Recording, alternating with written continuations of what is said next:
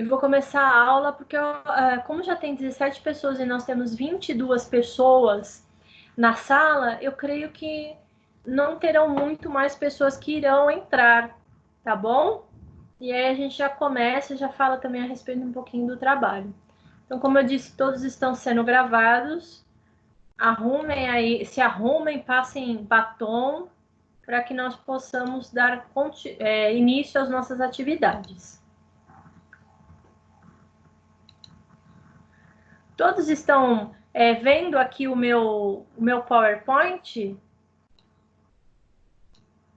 Todos estão vendo o meu PowerPoint? Sim. Ah, então tá ótimo. Se você está vendo, todos estão vendo. Sim. Sim. Bom, como eu falei para vocês, hoje nós vamos falar a respeito das doenças, né? Que são doenças que são de notificação compulsória também. São doenças que são, principalmente a dengue, é epidêmica praticamente aqui no Brasil, né? São doenças transmitidas por mosquitos, certo? E são o que a gente fala que são as arboviroses, que é a febre amarela, zika, dengue e o chikungunya. Bom, vou dar um breve histórico aí dessas doenças. Principalmente a febre amarela, o zika e o chikungunya são duas doenças que elas são mais recentes, né? Porém, a dengue e a febre amarela, ela é conhecida já há muito tempo pela humanidade, principalmente a febre amarela. A febre amarela, por exemplo, ela já fez muitas vítimas, né? Principalmente no século passado e no século retrasado. Principalmente nas áreas onde você tem um grande aporte de água, como, por exemplo, no litoral e nos locais mais quentes, né? Então, a gente vai falar um pouquinho de cada uma delas e eu conto um pouquinho da história delas, né? Principalmente da febre amarela e da dengue, que eu conheço melhor. Bom, como eu falei para vocês, a dengue, ela é uma doença, uma arbovirose, ou seja, ela é transmitida por... ela é da família do arbovírus. É uma doença que ela é transmitida por um mosquito, né? Que é o principal vetor, é o Aedes aegypti. E, infelizmente, existe um grande número de pessoas que adquirem a dengue no Brasil. Em 95, não, em 2015, fala-se que em todo o estado foram notificados até o momento que vou dizer para vocês que seria até dezembro, né? Porque não falava no artigo que eu peguei, que foram notificados 16.022 casos suspeitos de dengue, enquanto durante todo o ano de 2014 foram notificados 9.347 casos. A dengue, nós temos muita subnotificação também. Por quê? O exame a ser realizado para a detecção da dengue, ele é um exame muito sensível. Então, ele precisa ser colhido até o terceiro dia. Tem algumas especificações. Então, muitas vezes, quando ele chega lá por exemplo, no Adolfo Lutz para ser realizado, muitas vezes aquela amostra às vezes não é mais viável. E aí ela entra como caso suspeito. Assim como, por exemplo, o Zika vírus, não, o Covid, tá? Então, como ele é um exame mais sensível, tem algumas especificidades, muitas vezes aquela amostra, ela acaba não sendo a amostra ideal, e muitas vezes esses casos, eles entram como casos suspeitos. Quando que ele não entra como caso suspeito? Quando você já tem uma grande quantidade de pacientes, né, uma epidemia da doença, quando você entra, mesmo que a amostra esteja danificada, digamos assim, e você tem muitos casos suspeitos, muitas vezes o que acontece? Ele entra como um caso mesmo de dengue, por exemplo, tá? Eu falei até para vocês que a dengue e a febre amarela, ele já é um velho conhecido nosso, tá? Hoje em dia, já há alguns anos, se fala muito na dengue aqui em São Paulo. Como muitos de vocês sabem, eu não sou daqui da cidade de São Paulo, eu sou da cidade de Santos. Na cidade de Santos, por ser uma cidade portuária, desde que eu me entendo por gente, quando eu entendo, eu digo, desde que eu me entendo por gente, leia-se, uns 4 anos de idade, eu me recordo de passar o fumacê todos os dias na rua de Santos, tá? Ou seja, desde aquela época já tinha casos de dengue, tá? Isso eu não estou falando tirei da minha cabeça, isso é fato. Porque principalmente as zonas portuárias, eles podem trazer, por exemplo, doenças, né, que são importadas e até mesmo doenças por vetores. A dengue, ela é uma doença que ela acaba tendo sinais e sintomas que são gerais, né? Que são sintomas como a febre alta. Essa febre, para quem nunca teve dengue, é uma febre que deixa a pessoa extremamente prostrada, com dor no corpo. A gente fala que é uma dor orbitária, né? De trás dos olhos. Também o vírus da dengue, ele acaba também afetando os fatores de coagulação, em específico as plaquetas, por isso as manchas na pele, porque a dengue é uma doença que provoca uma plaquetopenia no indivíduo. Porém, por ser uma virose, né, ela é uma doença que ela é autolimitada. Porém, de uns anos para cá, foram descobertos mais de até então se havia notícia de um subtipo do vírus da dengue.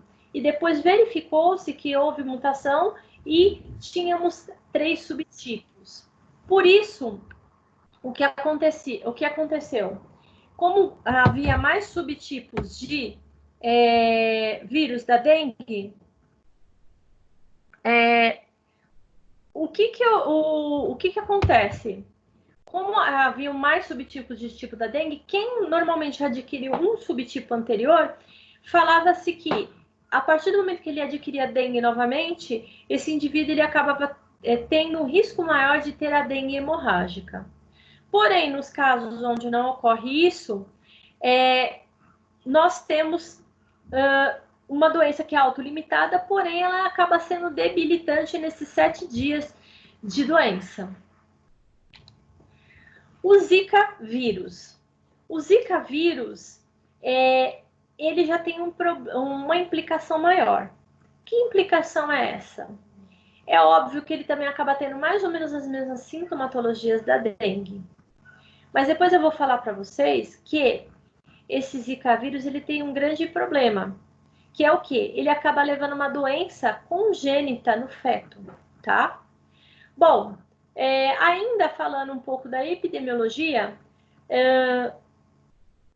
o Ministério da Saúde, nesse artigo científico que eu peguei, foi um artigo recente, ele fala que 16 estados brasileiros já confirmaram a circulação do Zika vírus, tá? Por exemplo, um dos locais onde eles citavam eram principalmente o Tocantins e Pernambuco, que eram um dos locais onde nós tínhamos maior número de indivíduos com Zika vírus. Porém, nós sabíamos também que existia essa circulação desse vírus aqui no estado de São Paulo. Bom, o Zika vírus, na verdade, ele é uma doença um pouco mais leve que a dengue. Ela é assintomática em 80% dos casos. Quando existe essa sintomatologia, os sintomas são bem parecidos com os da dengue, que são o quê? As manchas avermelhadas pelo corpo, diferente da dengue, acaba tendo uma coceira intensa, porque tem uma reação alérgica, digamos assim, uma febre baixa, dor de cabeça, vermelhidão nos olhos, porque provavelmente ele vai fazer o quê? Ele vai levar o indivíduo a uma conjuntivite. Também existe a dor retroorbitária, a dor nas articulações e, em alguns casos, a tosse e os vômitos, tá? Assim como a dengue, esses sinais e sintomas, eles desaparecem por volta de 3 a 7 dias. Só que o grande problema dele é o quê? É que verificou-se que havia uma... as mulheres, né, que estavam gestantes, que adquiriam Zika vírus, verificou-se que essas crianças, elas nasciam com o desenvolvimento encefálico prejudicado. Ou seja, essas crianças, elas nasciam com microcefalia. No caso, a microcefalia, ela vai levar o quê? Um comprometimento do sistema nervoso central e até mesmo casos, né, de retardo mental.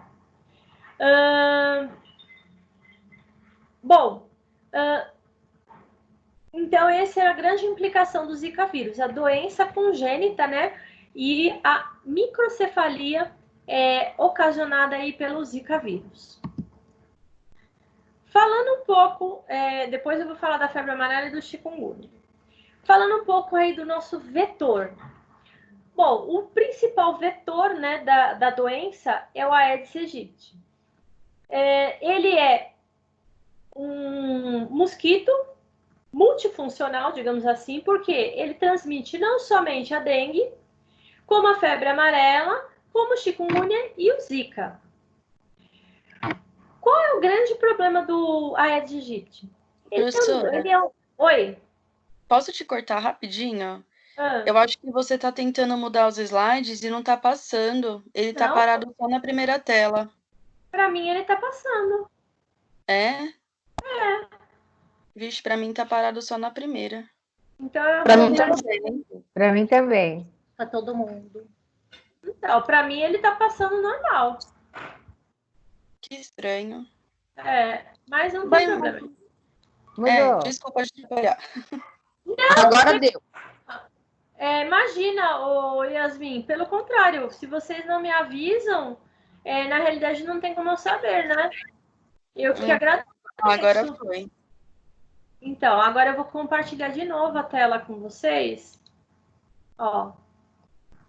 Tá, apesar que estava gravando, né? Mas, ó, vou compartilhar a tela. Por que não está compartilhando, meu Deus? Não está compartilhando mesmo.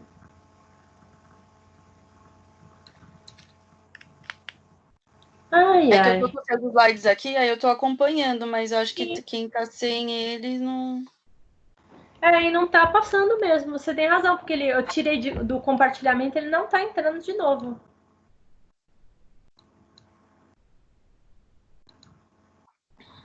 Pessoal, vocês vão ter que acreditar no que eu tô falando. Por quê? Porque ele não tá compartilhando mesmo.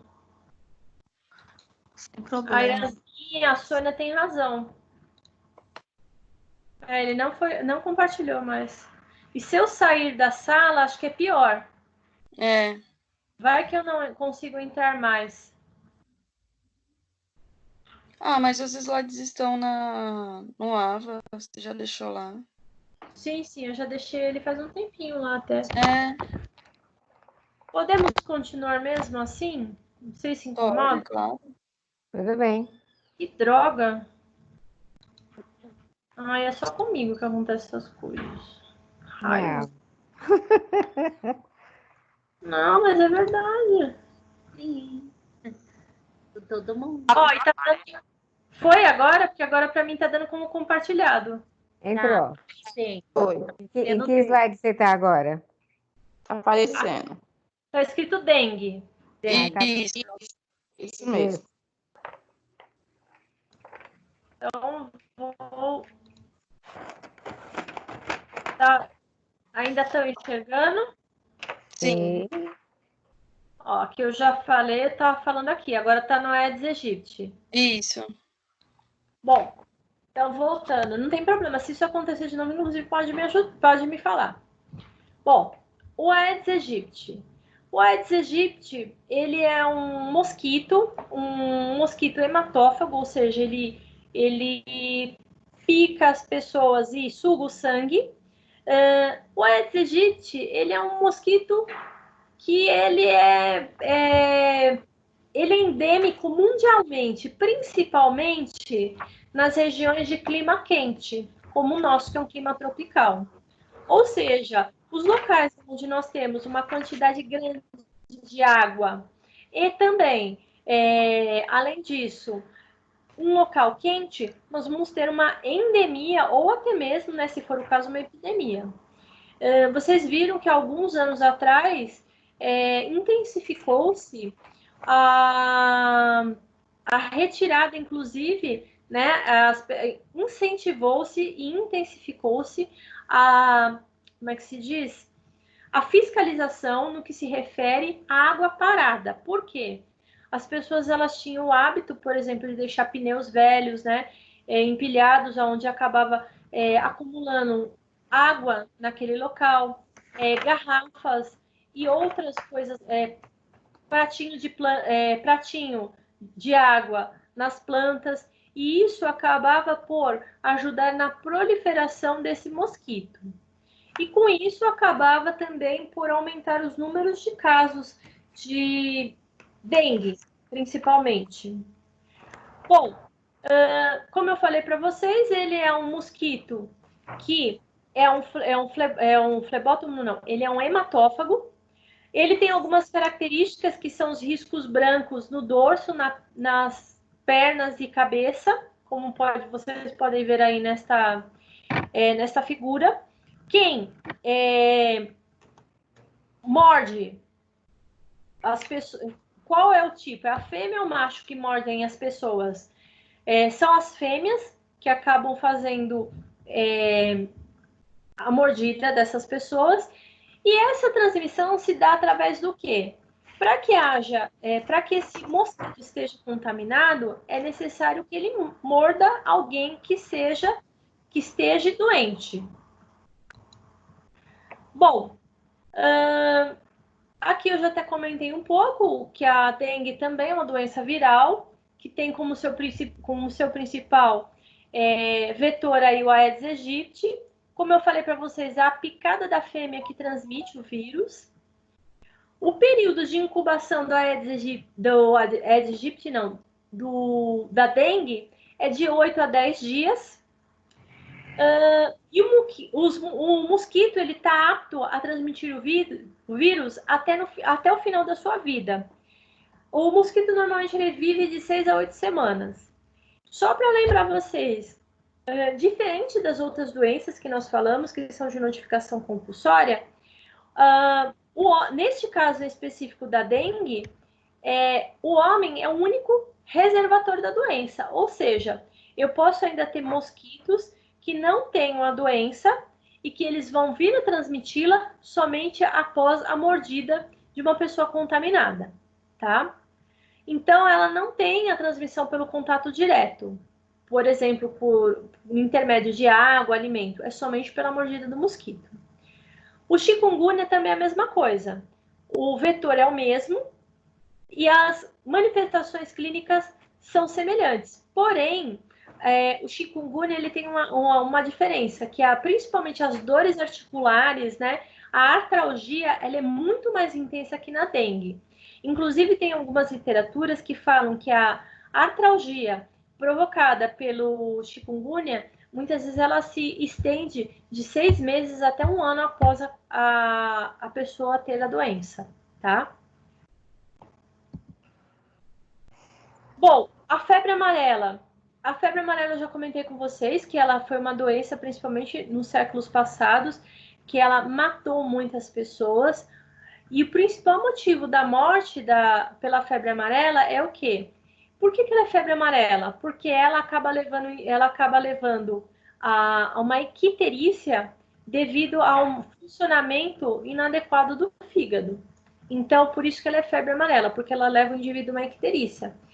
Porém, a febre amarela também pode até mesmo levar o indivíduo à morte, tá? Também é uma doença infecciosa febril viral. Também é outro tipo de arbovirose que eu falei para vocês lá no início da aula. E ela é causada por um vírus que é o flavivírus, tá? Que é constituído por RNA. Diferente da dengue, a febre amarela também tem como reservatório os primatas, os macaquinhos, tá? vira e mexe, não sei se vocês já perceberam, que sempre tem algum caso de febre amarela que eles falam que é selvagem, ou seja, que veio de alguma floresta, de algum lugar aonde você tem vários primatas, alguns macacos, e eles acabam transmitindo a doença. Por quê? Porque o Aedes aegypti também acaba picando esses animais. E aí ele acaba trazendo a doença para dentro da cidade. Ou seja, a doença, ela não é uma doença que ela foi, digamos assim, adquirida no meio urbano, e sim através da entrada desses indivíduos em florestas que são picados por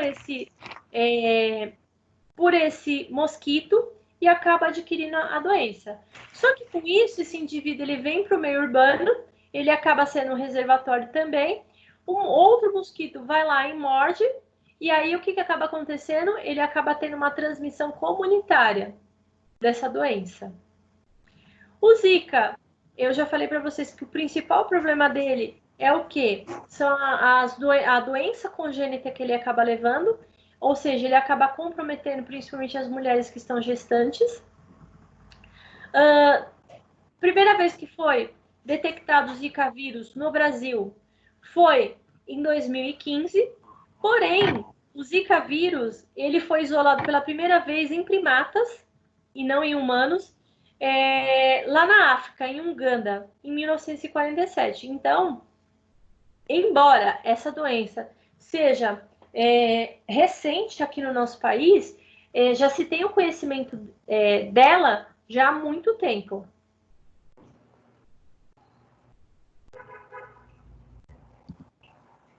Como eu falei para vocês,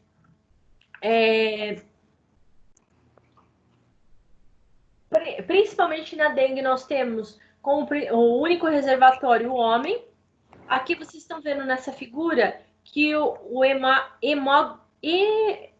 Haemococcus sabetes também é um outro tipo de mosquito bem parecido com a Aedes aegypti, que também pode ser o vetor, mas principalmente no meio urbano nós temos como principal vetor o Aedes aegypti. Os sinais e sintomas da dengue eu já falei para vocês algumas vezes. E nós temos como principais características a dor retroorbitária, a febre e as manchas no corpo, devido à plaquetopenia que essa doença leva. O chikungunya, ele tem como principal característica as artralgias intensas, tá? Que podem durar de 6 meses a 1 ano após a pessoa ter a doença. Porém, ela tem uma letalidade menor. O Zika vírus, como eu falei para vocês, ele é uma doença que tem... ela é mais branda que as demais, mas o principal problema que ela acaba acarretando é o quê? A doença congênita que leva essas crianças a terem o quê? Uma microcefalia. Então, o Zika vírus, ele é muito parecido com as demais doenças que eu falei para vocês.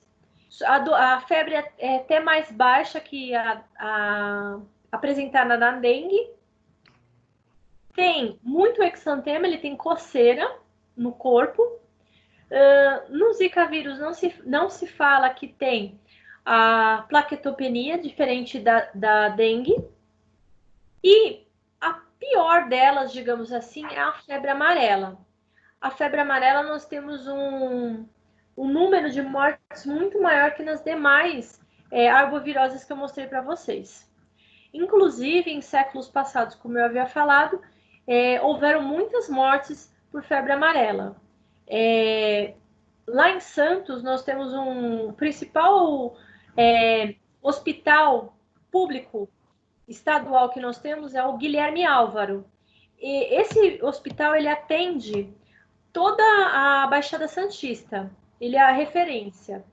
No Guilherme Álvaro, ele foi um hospital que ele foi construído com 2 objetivos. O primeiro foi, no fim do século XIX, ele foi construído com o principal objetivo de abrir. Ele é um hospital que a gente fala que é um hospital sanitário, digamos assim, né? Até escrito na porta dele, né? Tem um umbral lá deles, na Rua Oswaldo Cruz, que é escrito o Hospital Sanitário, né? Que é da época da construção dele. Inicialmente, ele foi construído exatamente para abrigar essas vítimas, né? E tratar as vítimas da febre amarela. Inclusive, tem a lenda urbana que fala-se na região é que o Guilherme Álvaro, que é esse hospital, que existe até hoje, ele foi construído sob o cemitério de vítimas da febre amarela. Só para vocês terem uma ideia como morreram pessoas na cidade de Santos devido à febre amarela, por ser uma cidade portuária, né? Aliás, a principal cidade portuária do país, tá? Então, ela acaba tendo uma letalidade maior. A febre amarela, ela tem 2 períodos, né? O período de viremia, que é um período que ele acaba sendo um pouco variável, que ele acaba sendo de algumas horas até 2 dias depois da picada do mosquito, e ele pode ir de 5 a 7 dias nas formas mais graves, tá? Normalmente, nós temos um período prodômico, que seria um período onde você tem sintomas inespecíficos, que o principal sintoma inespecífico é a febre. Lembra que eu falei para vocês que a febre amarela, entre essas doenças que eu comentei, ela é uma doença que acaba tendo uma letalidade maior. Por quê? O vírus da febre amarela, que é o flavivírus, ele é um vírus que ele tem o quê? Um comportamento viscerotrópico. Então, ele acaba tendo um tropismo maior, ou seja, uma afinidade maior, principalmente por vísceras. Como, por exemplo, o fígado, o baço, a medula e o músculo cardíaco. Mas tendo como seu principal órgão afetado o fígado. Por isso que ocorre essa icterícia, porque ele afeta o fígado e ele muitas vezes ele leva a necrose dos hepatócitos. E aí, com essa necrose dos hepatócitos, também o fígado acaba por não transformar a bilirrubina em direta e leva à icterícia. Dúvidas até aqui da febre amarela, que é a mais difícil delas? Dúvidas? Por enquanto, não. Por enquanto, não. Então, tá ótimo. Também não. Então, tá ótimo. Para quem já acompanhou, né, ao longo dos anos, principalmente relacionado à dengue, muitas pessoas já ouviram falar na bendita prova do laço. Quem já ouviu falar? Eu não. Não? Então. Eu já. Já. Muitas pessoas já ouviram falar da prova do laço, por quê? A prova do laço, ela é nada mais, nada menos de uma prova, na verdade, que nós fazemos no paciente, principalmente para detectar, é uma prova, digamos assim, que ele detecta se o indivíduo ele tem uma plaquetopenia. Como que é realizada essa prova do laço? Nós pegamos um esfigmomanômetro, né, com o manguito e também o manômetro. Nós colocamos no braço da pessoa. O que o manguito vai fazer? O manguito ele vai fazer uma pressão, né? Quando a gente verifica a pressão arterial. Mas o nosso objetivo nesse momento não é verificar a pressão arterial. Então, se você faz uma pressão, como por exemplo, para avaliar a pressão arterial, insufla o medidor de pressão até um valor médio, por exemplo, 120 milímetros de mercúrio. Depois disso, o que a gente faz? Nós retiramos, depois de 5 minutos, esse manguito, abaixo da mais ou menos uns 20 centímetros, 10 centímetros abaixo de onde nós colocamos o manguito. Nós fazemos o quê? Nós traçamos um quadrado e se a pessoa tiver uma plaquetopenia, o que acontece? aparecem manchas vermelhas, né, pontos vermelhos, por quê? Como você fez uma pressão muito grande naquela região, ele acaba também tendo o quê? Saída de sangue devido à plaquetopenia nesta região. Tá bom? Então, isso é a prova do ácido. Na verdade, você avalia principalmente o quê? Avalia a presença aí da plaquetopenia, né? A ausência, digamos, desse... a saída do sangue do vaso devido à ausência à diminuição das plaquetas no sangue, tá? Porém, o que acontece? Além dessa prova do laço, também é realizado outros exames laboratoriais, como, por exemplo, o hemograma completo, onde você vai ter as plaquetas, e também se faz as provas que são decisivas, que seriam a virologia, a sorologia para dengue. Mas o que acontece também é que se passa de 3 dias que o indivíduo começa a ter os sinais e sintomas, muitas vezes você não tem um diagnóstico diferencial, você só tem um caso suspeito, tá? Bom, o chikungunya. O chikungunya já demanda um pouco mais de atenção de nós profissionais da saúde. Por quê? O chikungunya, como eu falei para vocês, ele tem o quê? Uma artralgia intensa.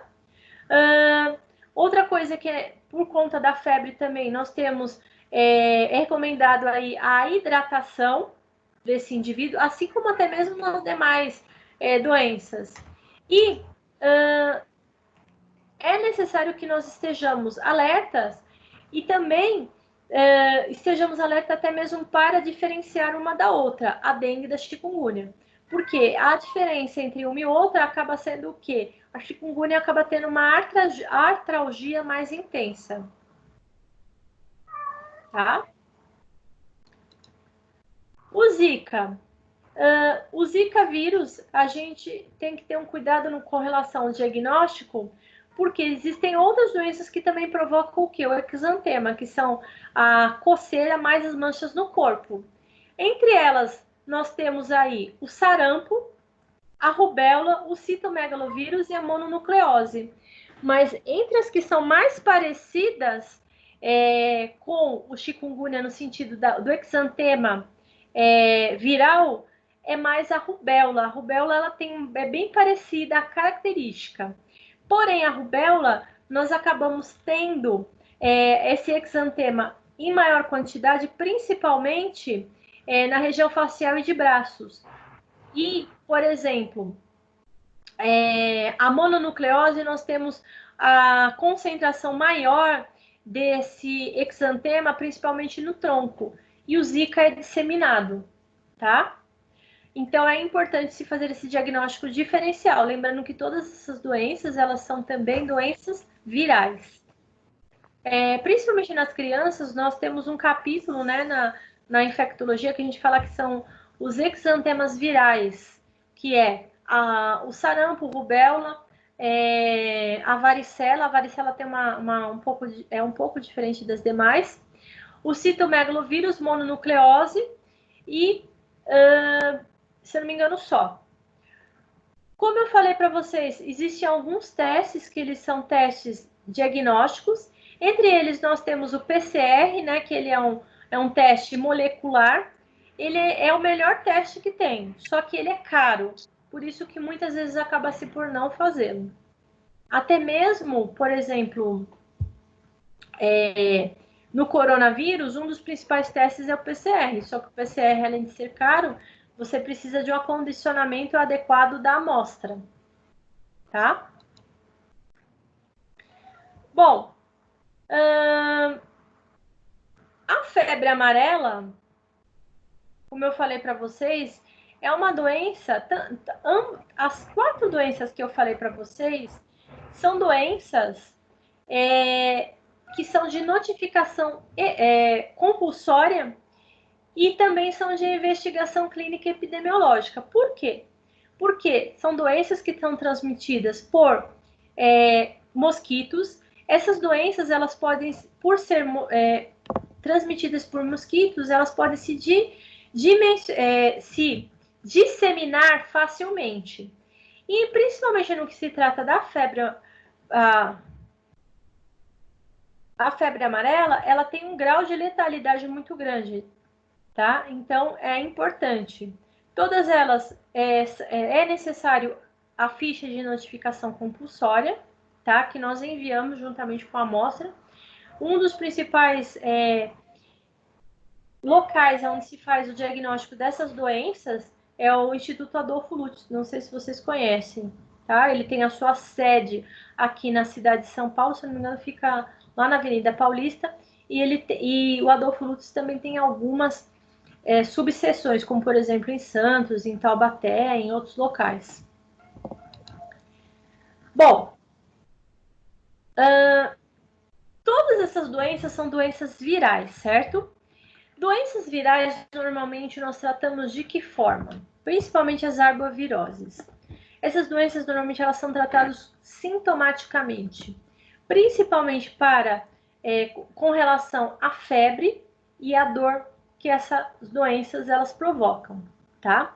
Então, todas as 4 doenças, o principal tratamento vai ser o quê? Analgésicos e antipiréticos, ou seja, para diminuir a dor e a febre, e a reposição hídrica, certo? E no caso da febre amarela, nós temos também que estar atentos, principalmente para as formas mais graves, aonde você vai ter o quê? Você vai ter também o comprometimento hepático e de outras vísceras também, tá? Então, a febre todas elas são importantes do ponto de vista epidemiológico, visto nos últimos anos até a atenção que se dá para a dengue, e mais recentemente também se deu uma atenção diferenciada para o chikungunya não, para o Zika, principalmente pelo fator aí da hidrocefalia que ele leva, tá? E esse daqui é um quadro com o resumo do que eu falei para vocês, tá? Como eu falei para vocês, essas doenças são doenças importantes do ponto de vista epidemiológico. Lembrando que as principais medidas de controle vão ser o quê? Evitar que locais onde esse mosquito ele possa se proliferar. Ou seja, nós temos aí as medidas de controle que se restringem principalmente ao vetor, que é o mosquito.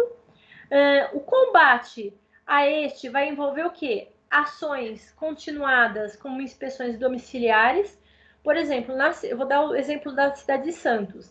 A cidade de Santos, os agentes comunitários, eles passam nas ruas, principalmente no verão e na primavera, verificando, por exemplo, se não tem, até mesmo nas janelas, prato de água em planta, tá? Eles também passam, por exemplo, nos prédios, eles fazem busca ativa nesse sentido do vetor para se ter o combate do mesmo, tá? Também outra coisa que é feito é o vulgo fumacê, que é a instilação aí de veneno com o objetivo de combate direto desse vetor, tá? E uma coisa que é mais importante de tudo é o que? A educação da população. Por quê?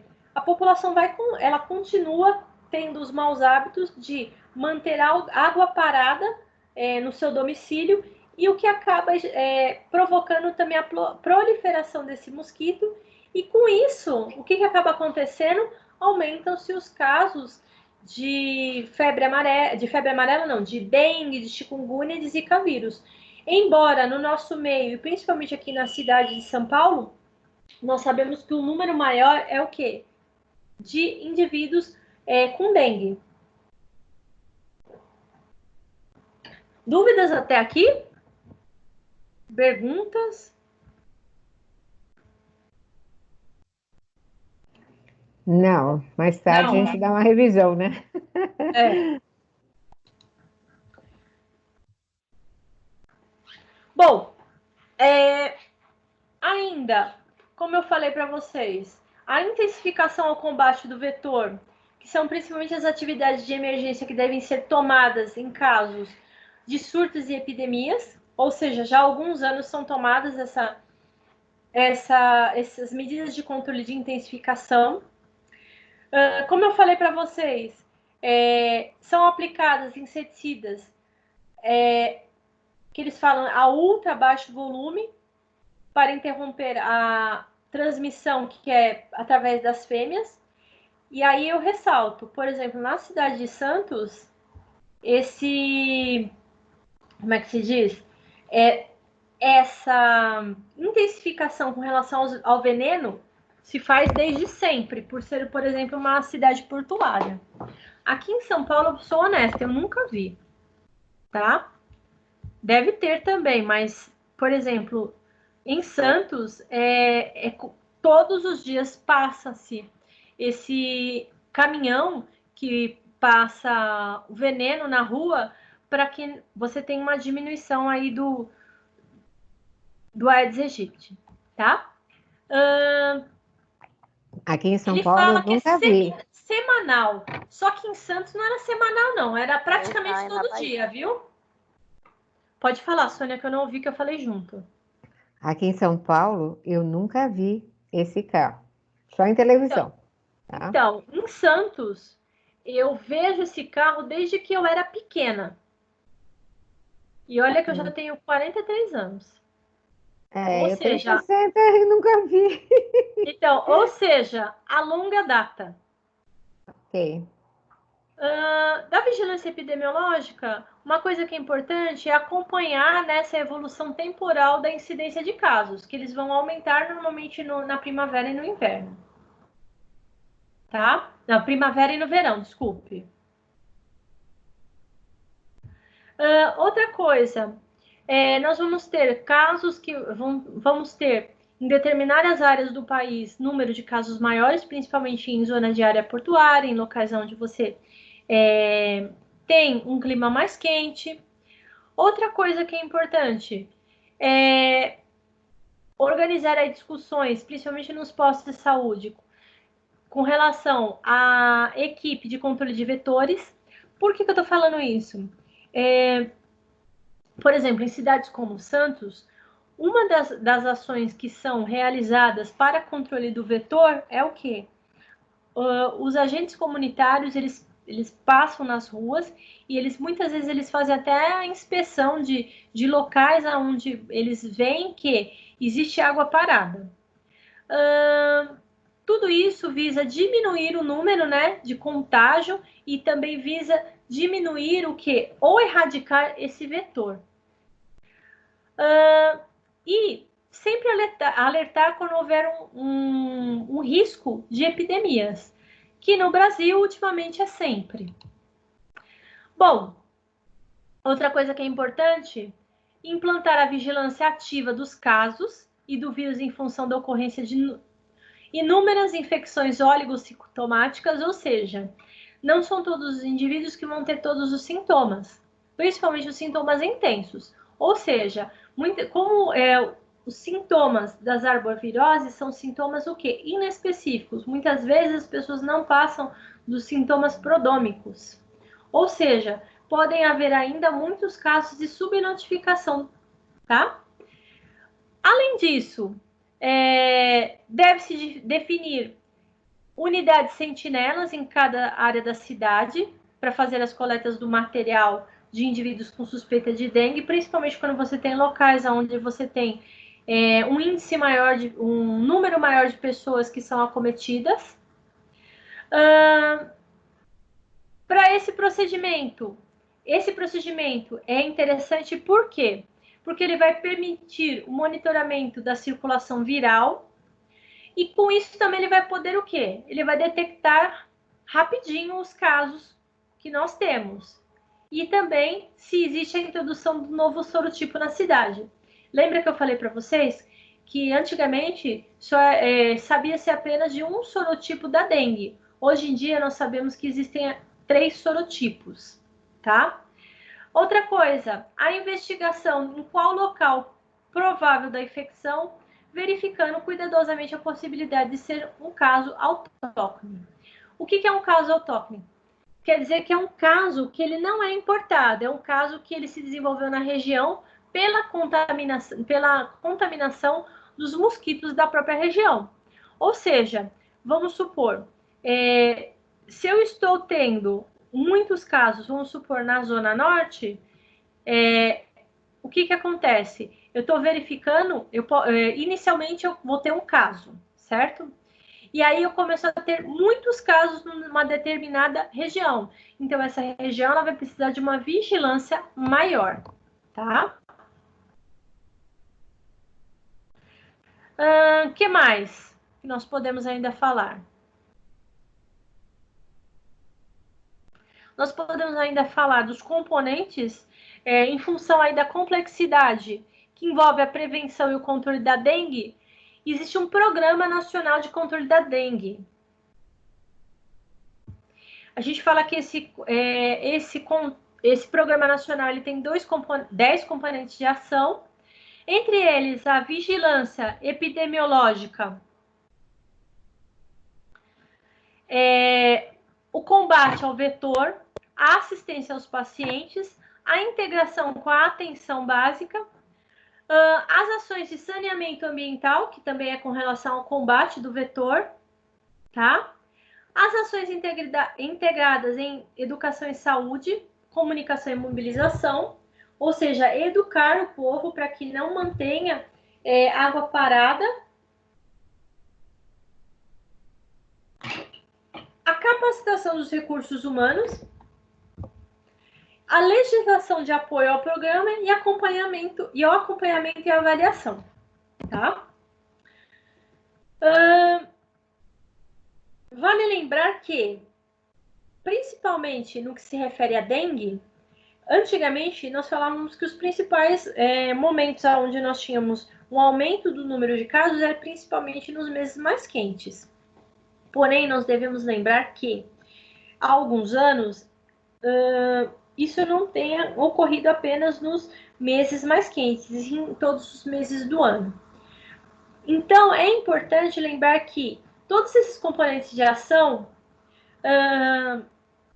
se convenientemente implementados, ou seja, se conseguirmos complementar todas essas 10 ações que eu comentei com vocês, o que vai acontecer? Ele vai contribuir para a estruturação de programas permanentes. Por quê? Você vai deixar de ter o mosquito no Brasil? Não. Ele vai haver. Só que nós temos que ter... É lógico, o nosso objetivo é erradicar. Mas isso dificilmente vai acontecer por conta do nosso clima, principalmente. Mas nós podemos ter um número significativo, diminuição do número significativo desses casos. Então, esses programas de ação permanente, eles são integrados e intersetoriais. E eles vão ter características especiais, principalmente para o enfrentamento dos vírus que são transmitidos pelo Aedes aegypti, que ele tem o quê? Uma importância grande, principalmente na saúde pública. Vocês perceberam que todas as doenças até agora são doenças que elas são o quê? De grande importância para a saúde pública. São doenças, todas elas, até mesmo as que eu pedi para que vocês pesquisassem, né, na última semana, que era a esquistossomose, a leishmaniose, leptospirose, são todas doenças que são o quê? De importância para a saúde pública. E principalmente são doenças o quê? São de notificação compulsória, tá? Então, são doenças que são importantes, tá? E o que eu tinha para falar hoje era isso. Dúvidas? Perguntas? Questionamentos? Alguém tem alguma dúvida? Então, agora nós vamos falar sobre os trabalhos que vocês fizeram. Ou vocês querem um intervalo para tomar água, fazer xixi? Alguém quer um intervalo? Quer um intervalo? Quero ir no banheiro. Então tá, intervalo de 5 minutos, tá bom? Ou querem de meia hora? Depende do que cada um for fazer no banheiro. Soninha, você vai fazer 1 ou 2?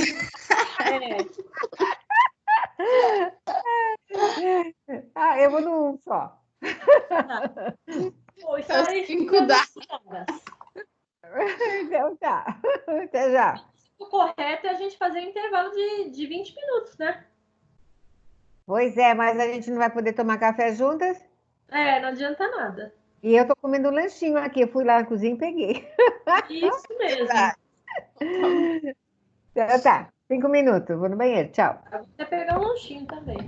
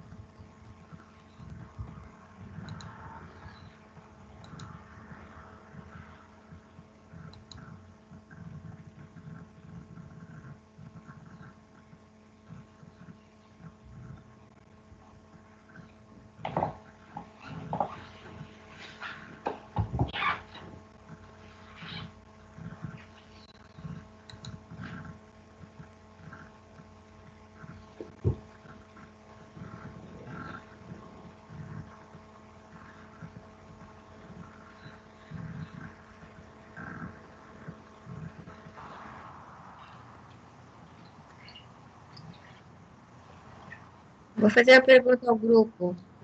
Vocês conseguiram acessar a aula do Jefferson?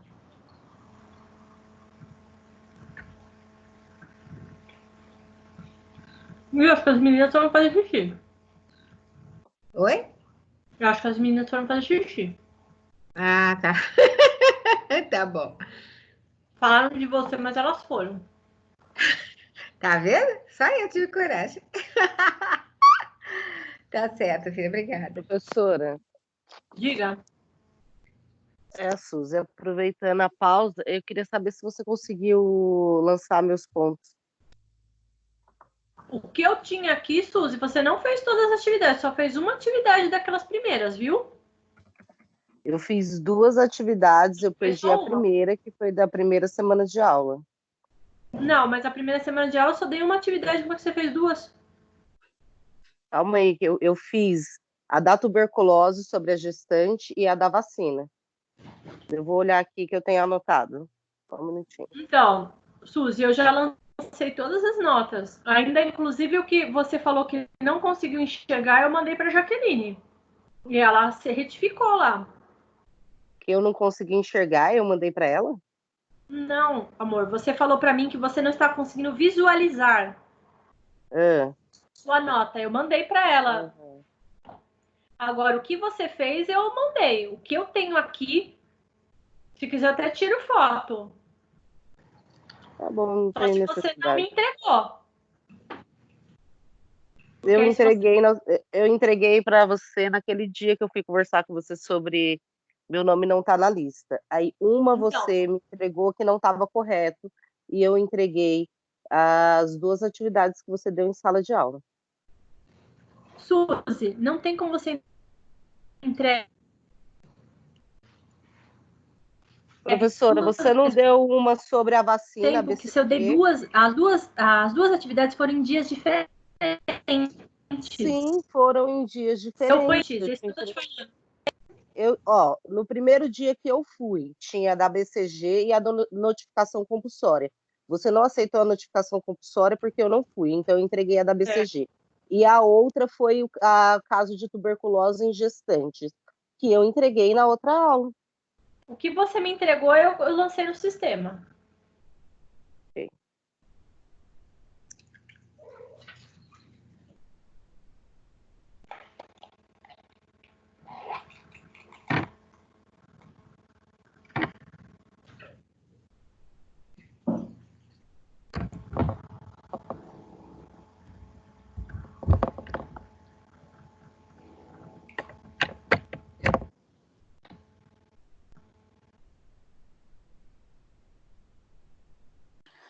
Ô, professora, me tira uma dúvida. Essa pontuação do desafio nota máxima entra como ponto para as matérias? Eu acho que para MP não. Ah, tá. Eu não tenho certeza. Tem que ver nas orientações dela. Eu vou tentar achar aqui.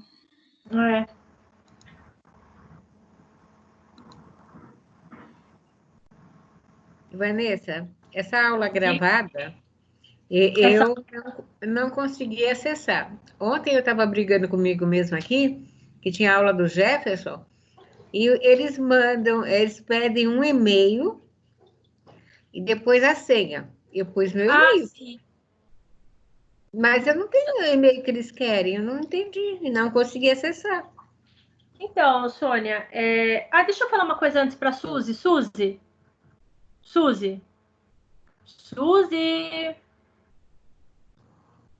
Suzy Capoano.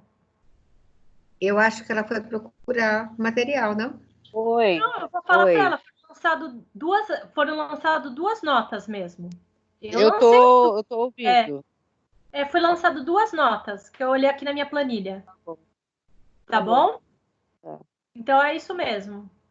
Okay. Sônia, fala, desculpa. Foi. Então, eles pedem um e-mail. Eu pus o meu e-mail que eu uso, não aceitou.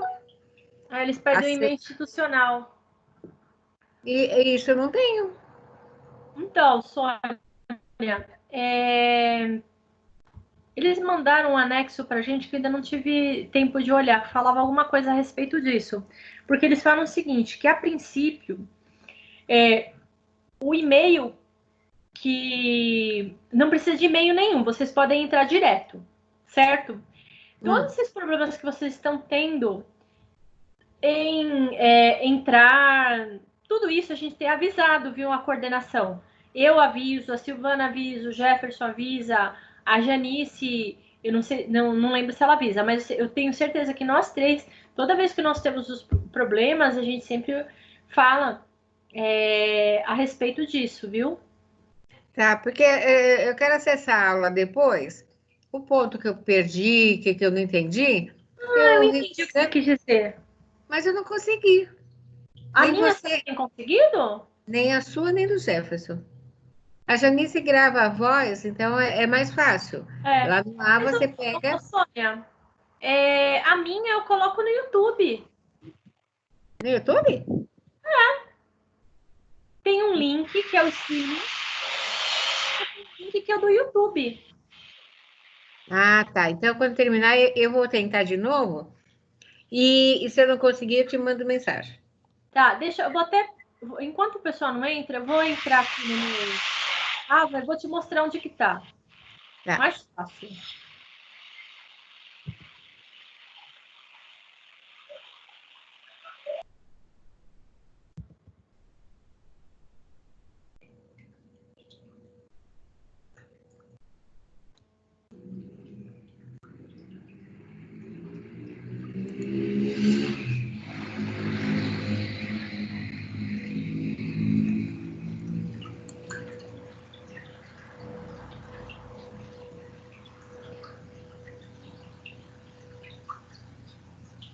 Que desde a primeira aula eu deixei gravada. Só teve umas que eu não gravei. Teve algum problema que até a Letícia tinha gravado, mas não foi o áudio.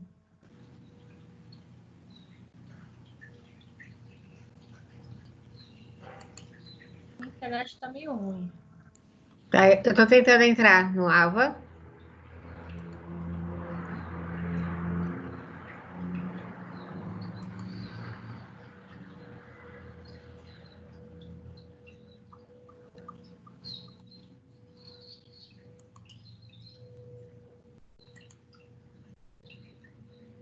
Aqui. Ó, vou compartilhar aqui com vocês. Ó, tá vendo, Sônia? Aqui é o AVA de vocês, igual o meu, certo? Certo. Aqui tem escrito vídeo aula, por exemplo, malária. Aí eu vou clicar malária. Aí vamos ter paciência para abrir. Esse é o problema. Paciência. Eu nasci sem. Deixa eu ver. Não foi encontrada a fonte. Então, o que aconteceu? Eu vou ter que mandar tudo de novo, então. Mas, ó. Mas eu mandei aqui. Deixa eu abrir o meu aqui, peraí. É.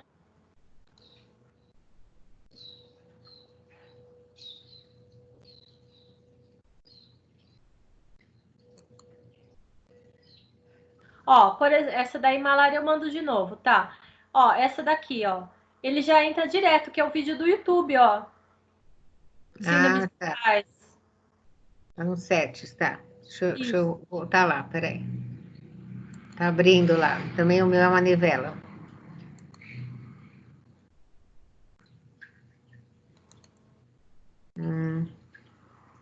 Ah, tá explicando. Aqui, eu acho que eu coloquei alguma aula errada aqui. Ó, para mim saiu quando a gente inicia esse Teams. Então, para mim entrar no Teams. É isso que Não, deve. eu coloco aqui no YouTube mesmo, ó. Para mim entra no YouTube, ó. Mas eu cliquei lá no Ava. Lá no Ava, aula vídeo. Entendeu? Certo, mas não tá mostrando no YouTube? Não. Assim que nem o meu? Não. Deixa eu entrar de novo. Pois é. Então, tô lá. Agora de novo a manivela. Meninas, as outras, tem alguém aí tá conseguindo entrar? Porque os meus outros alunos conseguem tranquilo. Olha lá, de novo. Aulas ao vivo. Peraí que eu tô tentando. Tá. Eu tô no unidade, no encontro 1. Lá vou eu de novo. Ó, malária, agora foi. Peraí. Aí apareceu o link para eu entrar, certo? Vou clicar no link. Mostra sua tela para mim, Sônia. Então, deixa eu voltar. Eu não sei, eu vou tirar foto, porque eu não sei. É só você compartilhar sua tela aí comigo. Mostra seu computador. Mas você está pensando que eu sei? Eu vou tirar foto de novo. Sabe que o meu entrou normal. Você entrou? Uhum. Agora deixa eu mostrar, deixa eu tirar foto. Sabe por que eu até tô te falando que as pessoas têm entrado? Porque eu vejo, dá para ver quem se inscreve no canal. Por exemplo, eu sei que a Sônia a outra Sônia entra, eu sei que a Silvana entra. Ó, agora eu vou te mandar no Zap. Tá. Chegou. No Zap, cadê nosso... Não. No Zap geral que você tá. Ó, o meu entra normal, ó, e o YouTube que entra, ó, por exemplo, ó. Ó, cliquei em hepatites virais, ó. É o YouTube. Ó, lá vai uma tela. Player. Essa é a tela que a primeira. E depois a outra. Ai, meu celular também tá manivela. Viu no grupo? Não, ainda não consegui.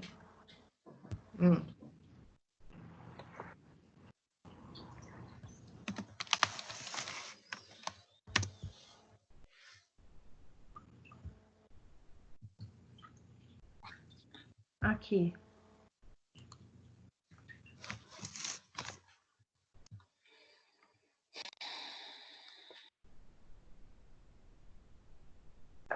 Mas que aula é essa, Sônia?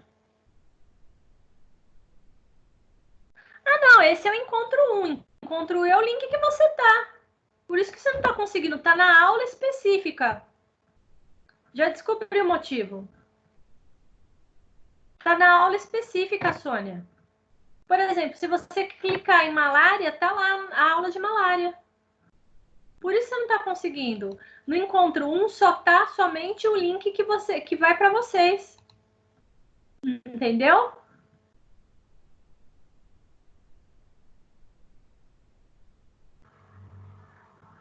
Sônia? Tá me ouvindo? Alô? Tô. Alô? Então, você tem que ir na aula específica. Por exemplo, se você quer ver a aula de síndromes gripais, você vai em síndromes gripais, a videoaula. No primeiro encontro só tá esse link do AVA. Ah, tá. Tá bom. Então aqui, deixa eu ir lá, deixa eu tentar o meu.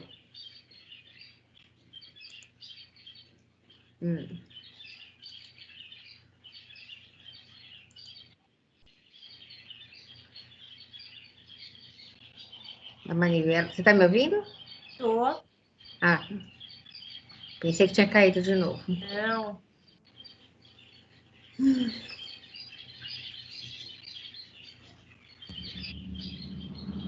Chegar no encontro 7.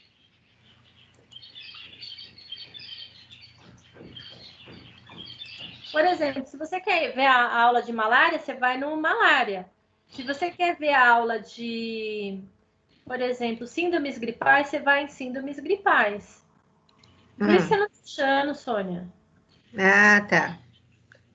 Aqui, síndrome gripal, que abriu 7. E a videoaula de hepatites Tá bom. tá no lugar errado. Preciso colocar no lugar certo.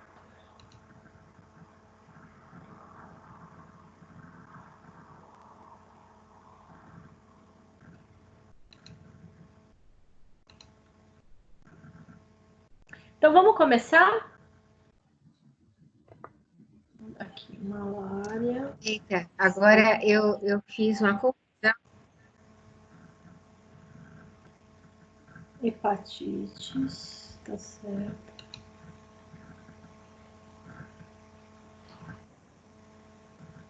Soninha Dai, eu vou mandar uma mensagem no grupo para você olhar, tá? Tá bom. Síndrome gripal, tá tudo certinho. A de hoje eu vou lançar hoje. Então tá certo.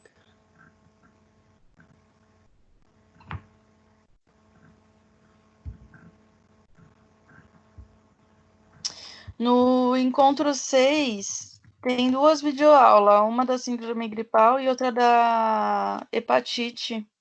Tá errada. Mas ela tem as aulas também no lugar respectivo também. No encontro 7 tá certo, né? Só tem uma a mais no encontro 6. Ô, Sônia, eu tô te enviando os links dos vídeos no YouTube dela.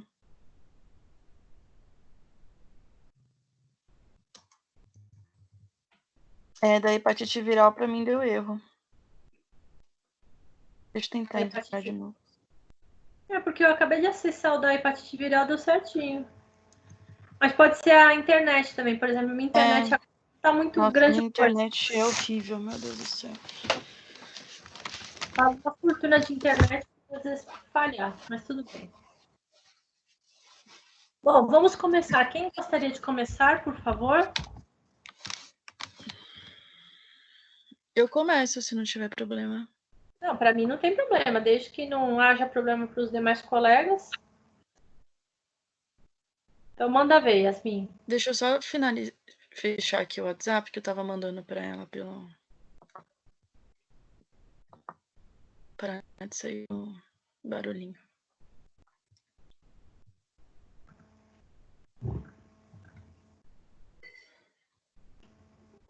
Bom, vamos lá. O nosso trabalho foi sobre a leishmaniose mucocutânea. A leishmaniose, ela é uma doença bem antiga, para falar a verdade. Pelo que a gente estava pesquisando, ela existe desde 400 a 900 a.C. E no Egito, que era um dos lugares que mais tinha, eles desenhavam nas paredes a doença. Então, tem umas imagens bem, bem legais. Aqui, infelizmente, não vai dar para mostrar, mas tem umas imagens bem, bem legais. No Brasil, né, ela ficou identificada...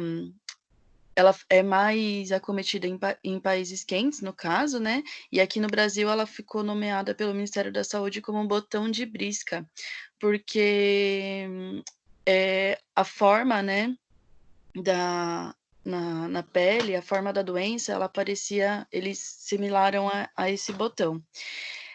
Então, ela é uma doença de infecção parasitária, né, causada por mais de 20 espécies de... eu vou falar o nome aqui, você me perdoa se eu errar, tá? É Trypanosoma temídeos, do gênero Leishmania. Acho que é isso.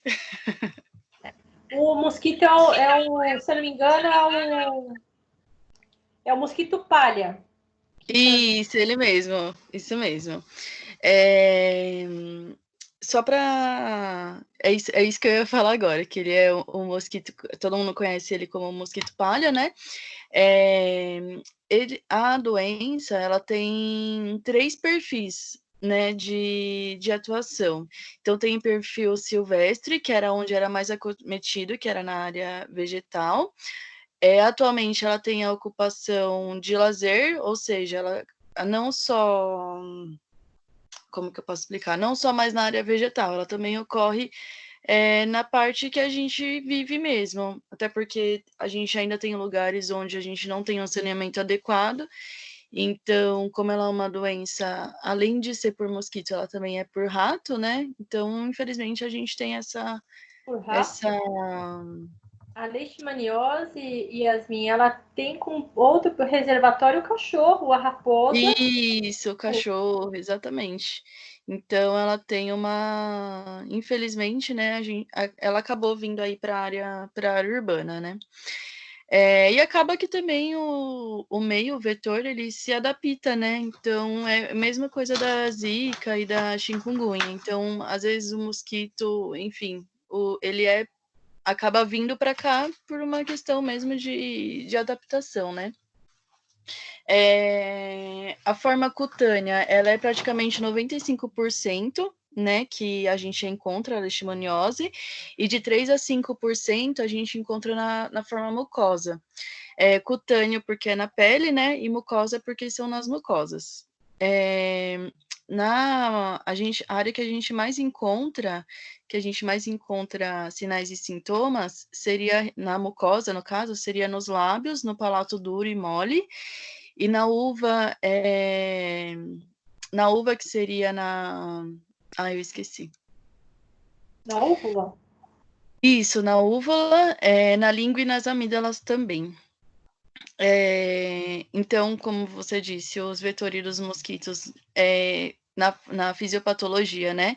Os mosquitos, eles sugam o sangue do animal contaminado, no caso o cachorro, o lobo, o rato, enfim, ele hospeda no intestino, e aí, no caso, ele vai lá e vem e pica o humano e acaba, enfim, contaminando o humano, né?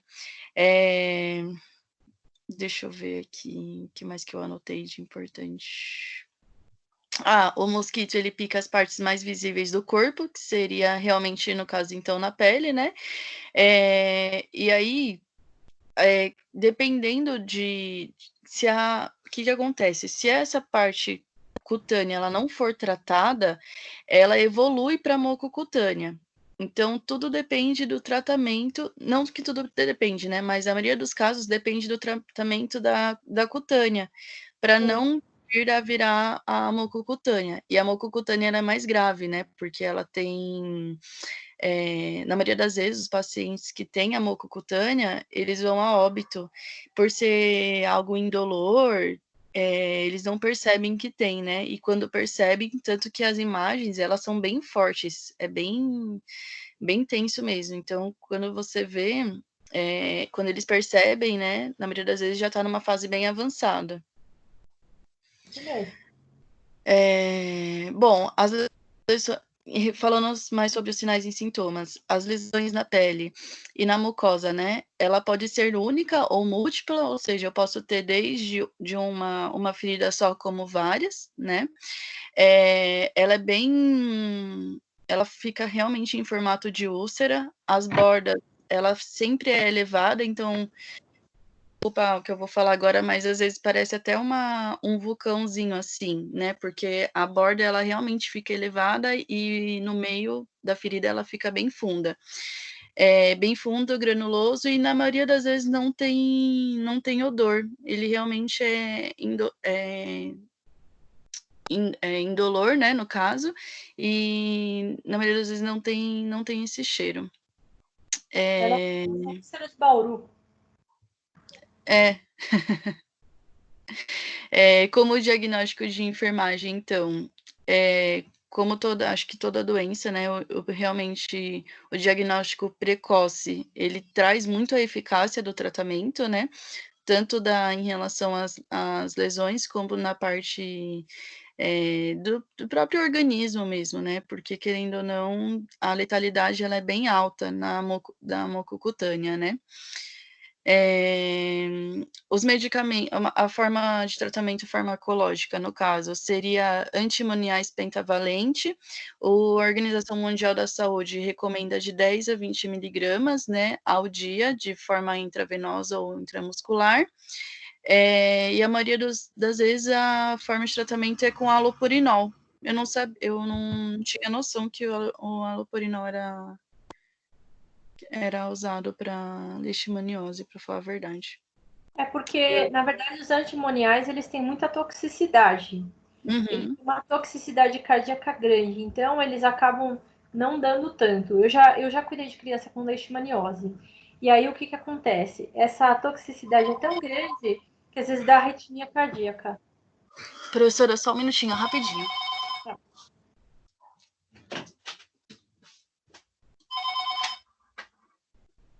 Desculpa. Desculpa, é que eu tô no quarto e o telefone tava tocando. Em 2006, o Ministério da Saúde criou um manual de vigilância sanitária, né?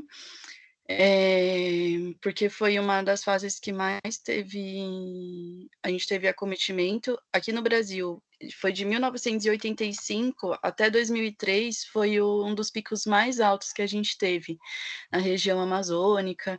Então, em 2006, para falar a verdade, até um pouquinho antes, saíram vários protocolos do Ministério da Saúde, mas em 2006 saiu um manual de vigilância sanitária.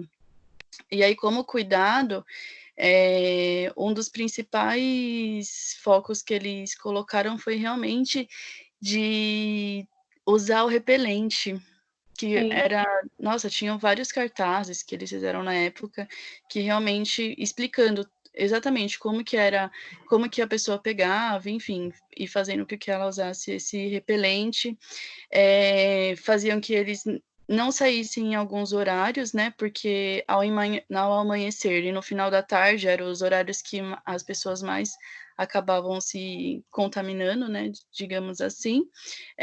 Colocavam aqueles mosqueteiros no redor da cama e tinha aquilo de proteger a tela, com tela, né? As portas, as janelas.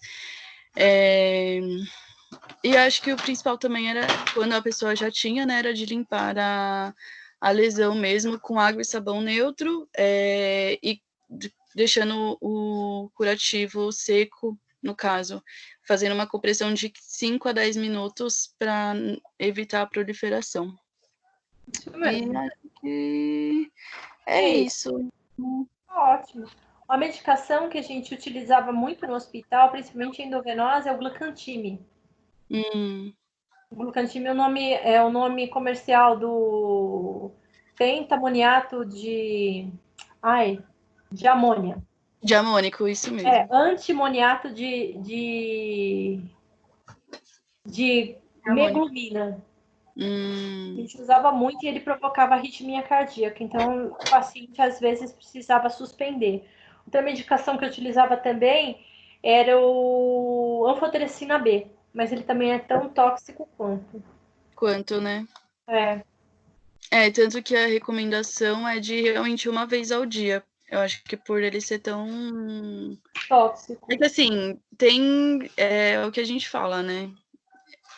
O que eu preciso agora e pensar no depois, né? Literalmente. Então, se eu consigo tratar posteriormente, tudo bem, mas a minha principal agora é tratar isso, né? Então, principalmente porque a maioria das pessoas iam a óbito, né? Então, acredito que realmente, até eles acharem um medicamento que não fosse bom, né? Mas que realmente tivesse o resultado ali na hora.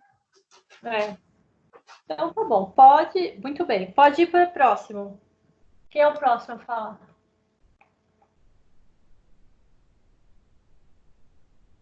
Eu vou falar, o meu é Ravena. Pode falar, Ravena. Manda ver. Vamos lá. O nosso é sobre esquistossomose, né? Mas também conhece como esquistossomose maçônica. Tem uma historinha dela também. Assim, na hematura do Egito, né? Foi em 1900 a.C., né? Que foi mais ou menos conhecido esse parasita. E Teodoro, em 1851, ele fez um exame da veia mesentérica, que é a que vai tanto para o fígado como do intestino, e viu que tinha alguns pacientes que estavam sendo acometidos por esse parasita, né? Patrick, em 1902, ele descreveu esses tipos de ovos, né, como espinho, que foi na Índia. No Brasil, foi Piaget, em 1904, ele visualizou também esse tipo de parasita no paciente. Ele, como é conhecido também, existem 3 tipos, né, desse parasita, que é o esquistossomose maçônica, que é o que mais que mais aparece no Brasil, né? No Brasil, na África, Caribe e na Venezuela também. Bom, ele é uma doença parasitária, né, provocada por um verme do gênero Esquistossomose, que tem como hospedeiro intermediário caramujo, de água doce. Geralmente é encontrado mais na região do nordeste e sudeste do país. Vou falar mais. Tem os dados da epidemiologia também, que o que acometeu mais as pessoas foi de 2003 a 2012, com mais de 100 mil casos, né? Depois disso, entre 2003 e 2012, né? Foi bastante nessa região.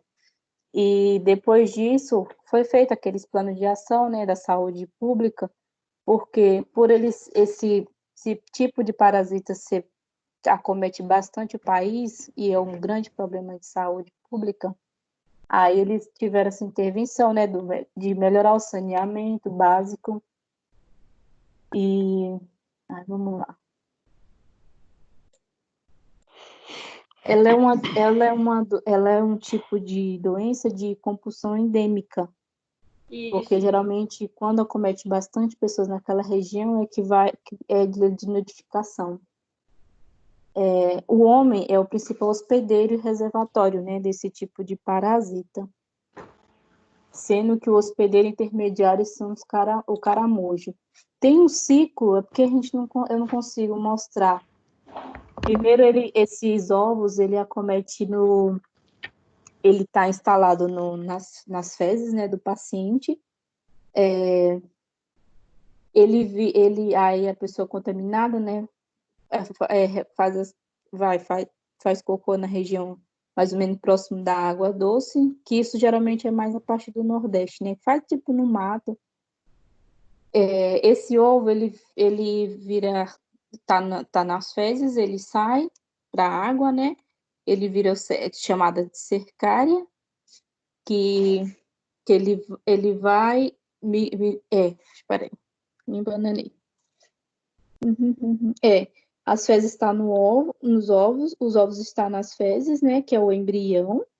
Ele varia mais ou menos de 2 a 5 dias, né, na água doce. Ele vai e evolui para o miracídio, né, que já vira um bichinho, que não dá para mostrar.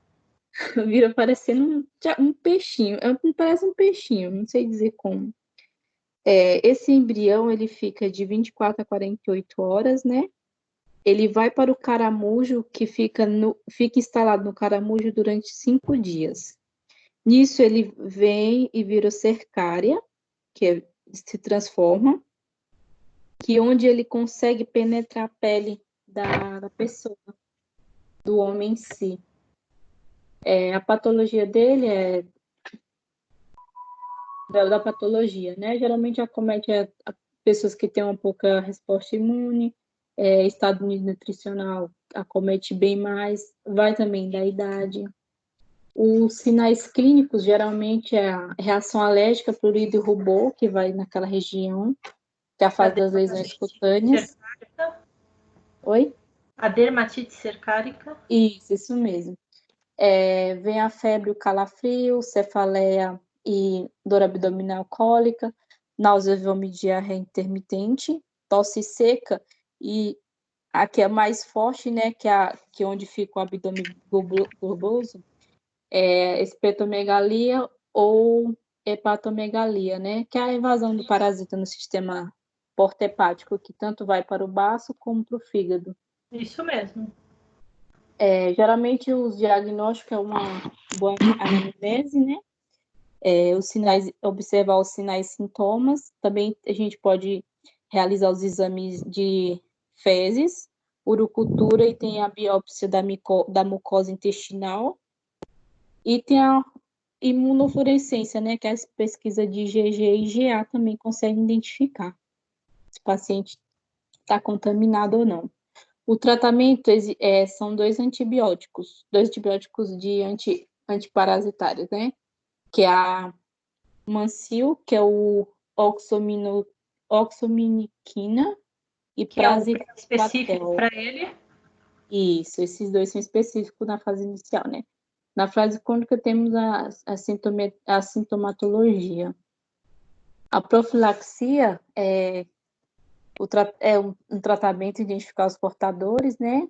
Um bom saneamento básico, o combate ao molusco, né? De qualquer forma, nas regiões lá é bastante, e Sim. educação em saúde, que geralmente, às vezes por conta da falta de orientação, não tem um bom saneamento básico, mas a gente fazendo a educação do paciente ou daquela região, eles têm um pouco mais de ciência, né, do que pode ocorrer. E os cuidados de enfermagem o histórico, né, um planejamento de assistência de enfermagem, a implementação, a avaliação do paciente, orientar, né, quanto ao saneamento básico, a detecção do parasita, observar hemorragias, né, digestivas, ascite e edema, encefalopatias também. Eu acho que é isso. E lembrando que ela é uma doença, um tipo de que acomete o ser humano de notificação compulsória. Eu acho que é isso. Tá ótimo, tá excelente. Falei demais. Vamos pro próximo? Eu posso falar? Pode. Só um minutinho. Bom Nosso dia. trabalho. Estão me Bom ouvindo? dia.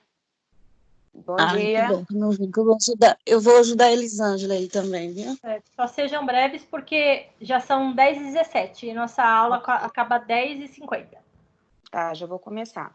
Tá, Nosso ótimo. trabalho é leishmaniose visceral. Eu vou começar a falar sobre o vetor, né?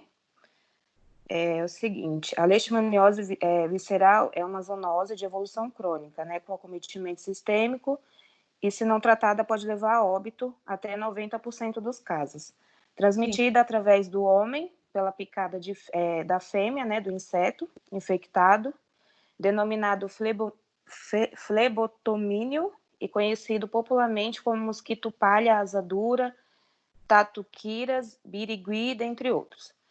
No Brasil, é a espécie responsável pela transmissão da Lutzomia longipalpis. Vamos lá.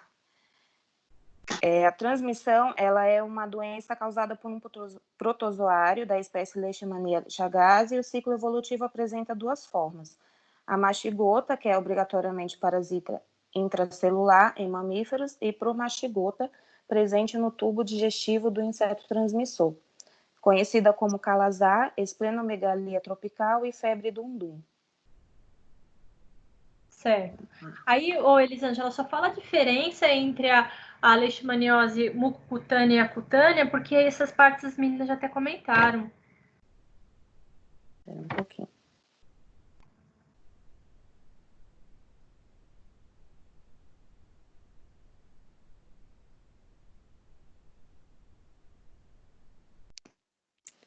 Então, no caso, professora, aqui você quer saber da parte... Peraí.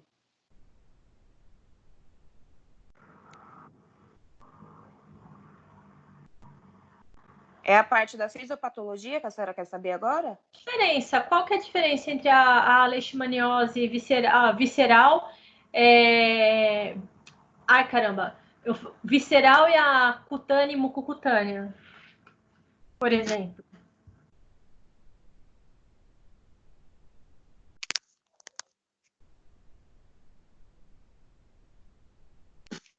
Peraí.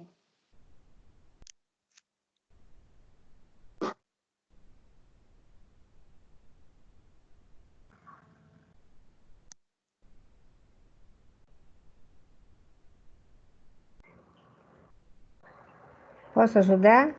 Não sei se eu Não, vou aqui não falar. aparece aqui no meu. Oi? Posso ajudar? Nossa, aqui não tem a diferença no nosso. A visceral, ela afeta órgãos, né? Exato.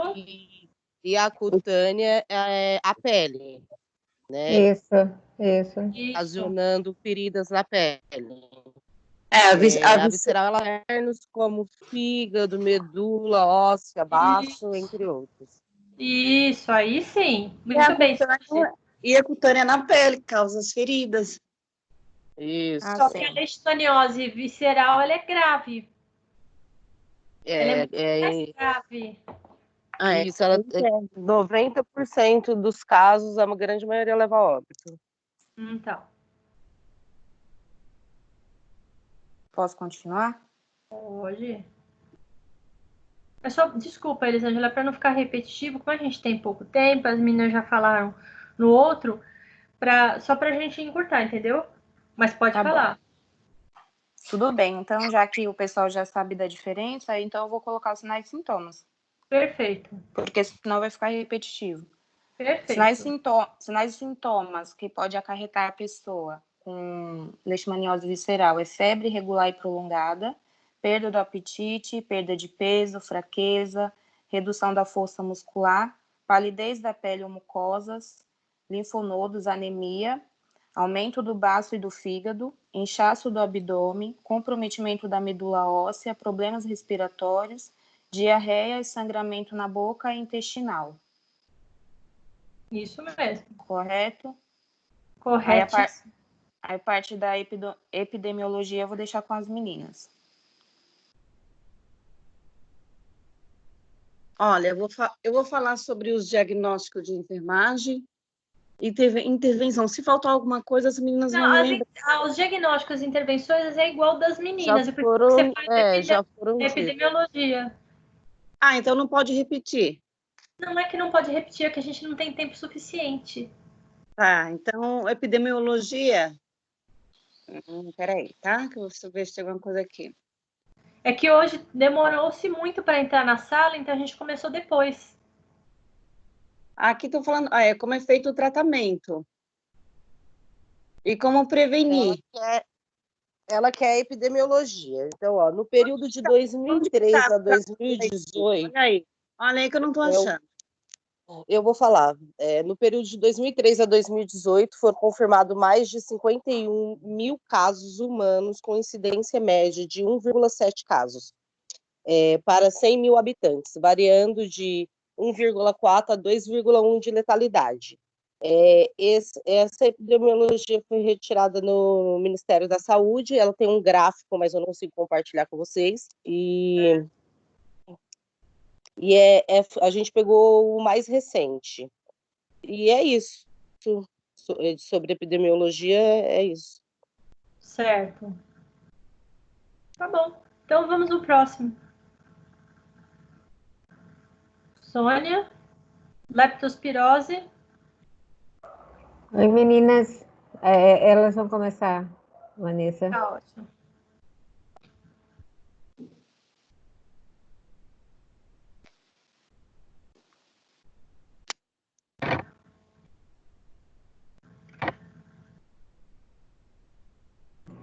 Oi, meninas do meu grupo. Cadê vocês?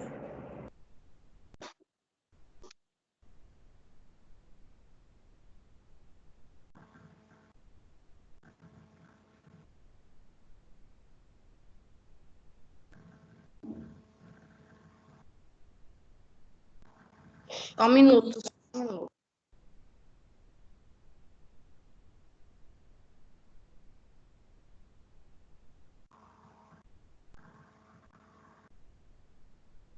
Dailene.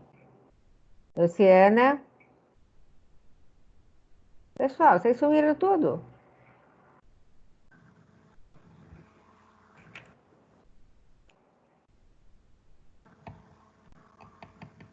Mais um minutinho, Peraí. professora. Se não vai falar, eu vou falar. Peraí.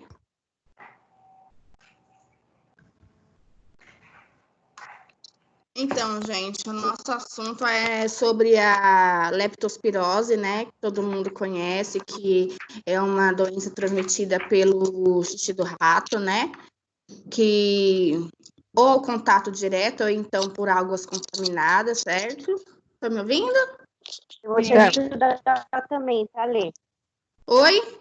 Dai aqui, vou te ajudar. Eu vou te ajudar também. Então pode falar, Dai. Eu complemento. Tá bom. Então, no caso, a leptospirose ela é causada por espiroquetas patogênicas do gênero Leptospira, né? A fisiopatologia dela, ela é pelo sorotipo Leptospira, e a fase mais grave seria a icterohemorragia, que ocorre em 70% dos casos. Né? A fisiopatologia também, ela pode dar, por exemplo, o homem ele tem uma lesão na pele e esse tecido cutâneo ele fica exposto, né, servindo como porta da bactéria, do patógeno.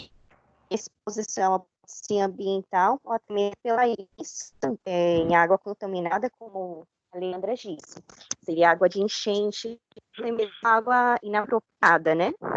Aí, no caso, essa doença, ela é bifásica, ou já tem duas fases. A fase aniquérica, que seria a fase mais, o quadro mais simples, que seria a infecção meningística. E tem a fase ictérica, que é a icterícia hemorrágica, que constitui a síndrome de Weil.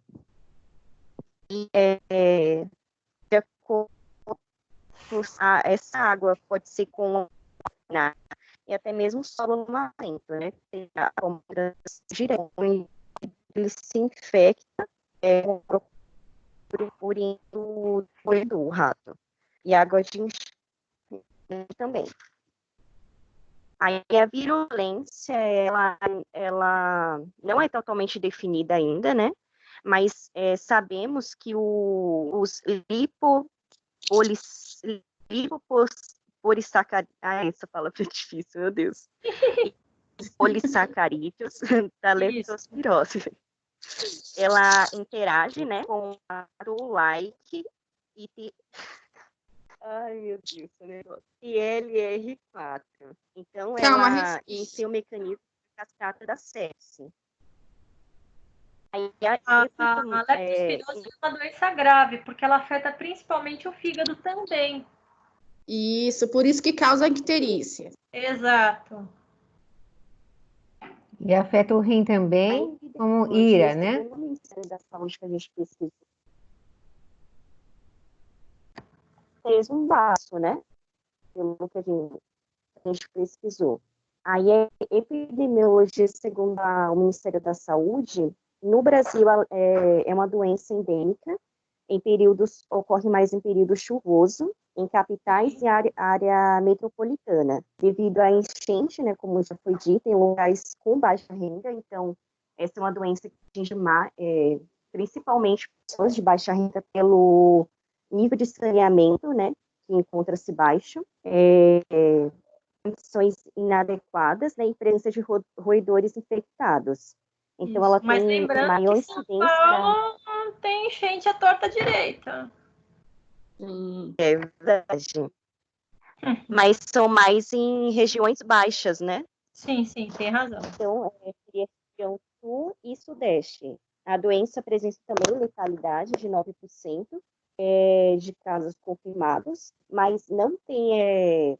Colocaram nessa pesquisa do Ministério que seria entre 20 a 49 anos, né? Mas isso daí também é pela notificação do Ministério da Saúde, mas não existe, por exemplo, o sexo feminino ou masculino específico. Então, qualquer pessoa que tem contato com essa a urina do roedor, ela fica propensa a adquirir a infecção. São áreas domiciliares e urbanas. Então, a leptospirose atinge a corrente sanguínea, né, que se espalha por alguns órgãos, como as meninas falaram, no fígado, rim. Então, de modo geral, ocorre, né, uma disfunção do órgão, diminuindo a síntese de coagulação, pode desencadear também um processo inflamatório, déficit de absorção de sódio, né, no túbulo proximal e nos músculos também.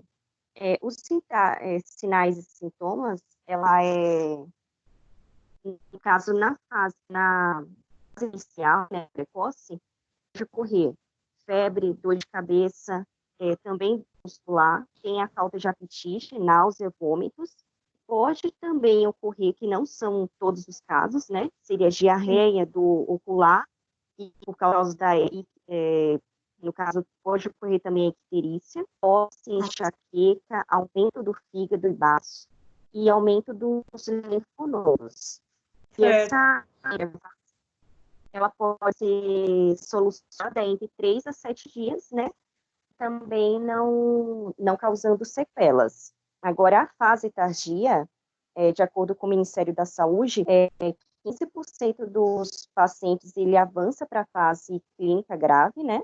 Chamada de síndrome de Weyl, que seria a síndrome ictérica, junto com a insuficiência, pode ocorrer insuficiência renal, hemorrágica e insuficiência respiratória, né, que seria a síndrome de angústia respiratória aguda. Isso mesmo. Deixa eu ver aqui. Outra parte.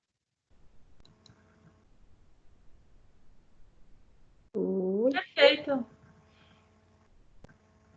Vou acrescentar, tá? Então, a nossa conclusão foi a seguinte: De acordo com toda essa informação citada no trabalho, a doença tem uma taxa considerável de contaminações, que inclui mortes não tratada e requer um olhar também mais à frente na questão sanitária, né, dos órgãos sanitários. Então, foi citado 2 formas de transmissão existente, que é a direta, que provém do aumento por exemplo, de rios, a quantidade de chuva, como também indireta, que é o contato da urina do roedor, né, que é o principal transmissor da doença. O homem, ele entra em contato direto com a água, ou alimento contaminado. E também a bactéria, ela pode penetrar na pele lesionada, e também, por exemplo, se,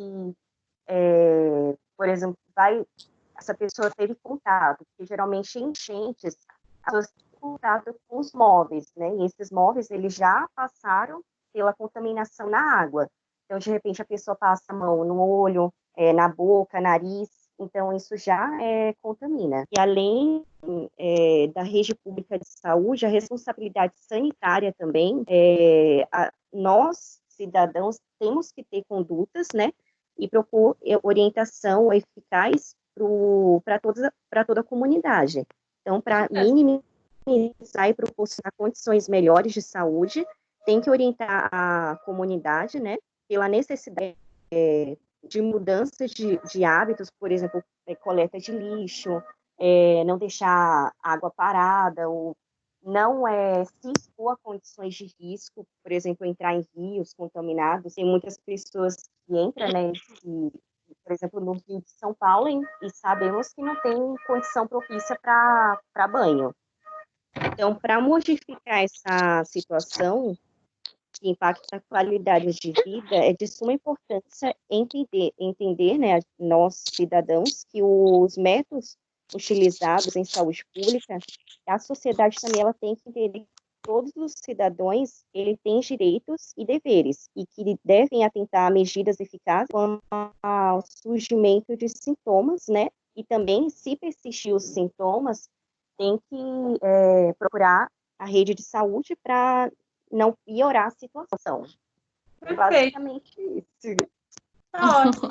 Alguém quer Alguém tem alguma dúvida? Né, por mim foi ótimo, tá completo. Bom, gente, alguém tem alguma dúvida com relação ao que eu expliquei lá do link da prova? Quando que ele vai ficar aberto? Como que faz? O link vai estar no AVA, né? Eu vou até colocar no grupo, mas ele vai estar no segundo encontro. Presta atenção, no segundo encontro. Segundo encontro. Ô, professora. Diga. Eu tenho uma pergunta. O conteúdo da prova, a senhora vai passar até qual encontro? Até hoje. Até o de hoje? Exato. Até o segundo encontro. Hein? Até o segundo, não é, professora? Não, os encontros vai ser até hoje, o 8º encontro. Isso, do segundo... Do primeiro ao segundo. Do primeiro... Tá bom, professora. Obrigada. Não, gente, primeiro até o 8º encontro. Não, a gente fala outro número. Esqueci o nome que fala lá. Unidade 1, encontro 2. Isso, na segunda unidade. O nosso não tem unidade, eu acho. Ah, entendi. Acho que tem, Pro. Mas de qualquer maneira tá até o 8º, certeza. Tá bem. Então, o link da prova vai estar na unidade 2, encontro 2? Não, vai estar no segundo encontro. Segundo encontro, que unidade? Tem que... Segundo encontro, tá escrito lá, segundo encontro. Ah, tá. É na unidade 1, gente. Isso. Não tem unidade. É que a matéria da professora não tá dividido primeiro, segundo, terceiro e quarto. Tá tudo no encontro. Isso, Elisângela, entendeu? Perfeito. Aí vai até o 8º. Aí o link da prova, que eu entendi, vai estar no segundo encontro. Exato. E a gente vai estudar do primeiro até o 8º, que finalizou hoje. Certo? Mas eu vou deixar no grupo de vocês escrito lá. Vai estar no segundo encontro, assim, assado, porque aí facilita também, tá bom? Tá ok. Mais alguém? Professora, então a prova mesmo vai ser dia 20? 4. Professora, Então, é dissertativa ou alternativa a prova? Alternativa, Suzy. Tá bom? Tá. Mais alguém tem alguma dúvida ou podemos encerrar? Podemos encerrar. Então, Beijo. beleza. Bom final de semana para Bom todos. final de semana a todas. Fiquem com Deus. E por hoje é só. Ei, bom final de semana para todas.